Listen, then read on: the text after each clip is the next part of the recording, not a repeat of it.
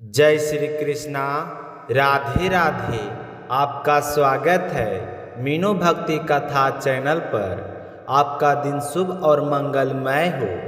आज दिनांक 11 जनवरी और दिन रविवार है। आज माघ मास के कृष्ण पक्ष की अष्टमी है। आज सूर्योदय का समय सुबह 7:15 और सूर्यास्त शाम 5:43 पर होगा।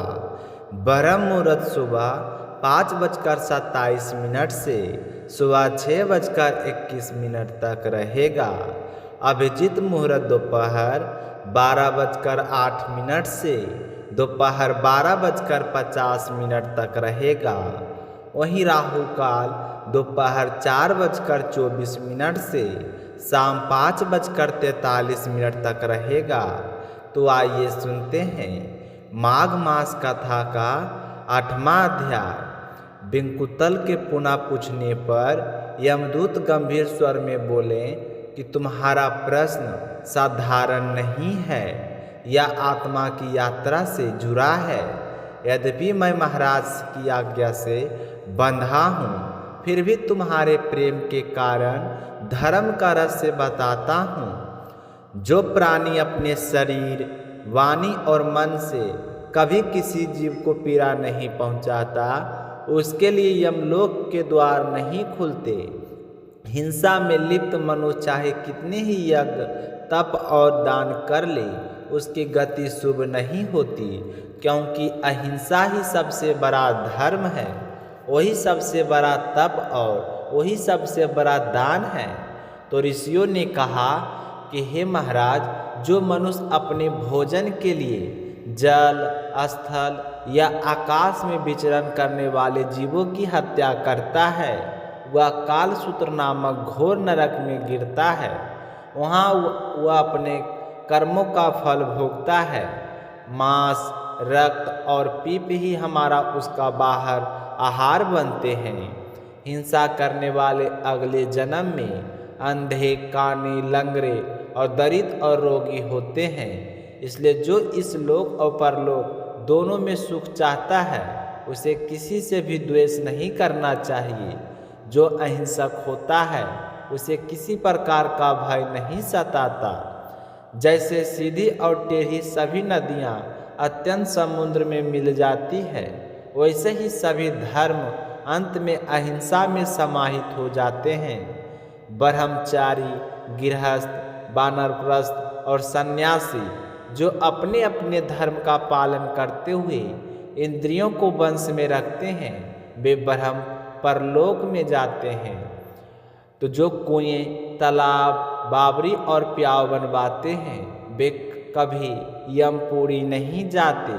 जैसे जैसे जीव जल पीते हैं, वैसे वैसे उनका पुण्य बढ़ता है। जल ही प्राण है, इसलिए जलदान अक्षय फल देता है। मार्ग में छायादार वृक्ष लगाना बड़े बड़े यज्ञों से भी श्रेष्ठ कहा गया है। जो वृक्ष लगाता है, वह प्रतिदिन यज्ञ करने वाला माना जाता है, और जो हरे वृक्षों को काटता है, वह अपने पुण्य को स्वयं नष्ट करता है। तुलसी लगाने से समस्त पाप नष्ट हो जाते हैं। जिस घर में तुलसी होती है, वहाँ यमदूत प्रवेश नहीं करते। तुलसी की सुगंध से पितृ प्रसन्न होकर विष्णु लोक को प्रस्थान करते हैं। नर्मदा दर्शन, गंगा स्नान और तुलसी स्पर्श तीनों समान फल देते हैं। जो शिव भक्ति में लीन होकर ओम नमः शिवाय का जाप करता है, वह यमलोक की चर्चा भी नहीं सुनता। यही धर्म का सार है। तो बिंकुतल ने जब पुनः करुण भाव से प्रश्न किया, तब यमदूत ने कहा कि हे सोम, तूने जो जानना चाहा, वह मनुष्य के उद्धार का मार्ग है। जो मनुष्य मन, वचन और कर्म से किसी का आहित नहीं करता, उसके जीवन में भय नहीं टिकता। हिंसा से अर्जित धर्म कभी फल नहीं देता है, क्योंकि धर्म का मूल्य दया में स्थित है। जो जीवों को पीड़ा पहुंचाता है, वह चाहे वेद पढ़े यज्ञ करे या तपस्या करे उसकी गति अधोगामी ही रहती है, परंतु जो दया को जीवन का आधार बनाता है वही सच्चा धर्मात्मा है। जो अपाहिज, वृद्ध, अनाथ और निर्धन की सेवा करता है उसके लिए स्वर्ग का द्वार स्वयं खुल जाते हैं। जो गौओं के लिए जल की व्यवस्था कराता है उसके पुण्य का लेखा स्वयं यमराज भी नहीं लिख पाते हैं। प्याव लगवाने वाला मनुष्य अक्षय स्वर्ग की अधिकारी होता है। एक छायादार वृक्ष का रोपण 100 यज्ञों के समान फल देता है।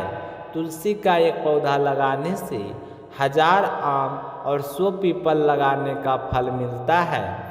जिस घर में तुलसी वन होता है वहाँ स्वयं तीर्थ बन जाता है। हर द्वादशी को ब्रह्मा, विष्णु और महेश स्वयं तुलसी का पूजन करते हैं। रत्न, स्वर्ण और मोतियों के दान से भी अधिक पुण्य तुलसी माला के दान में है।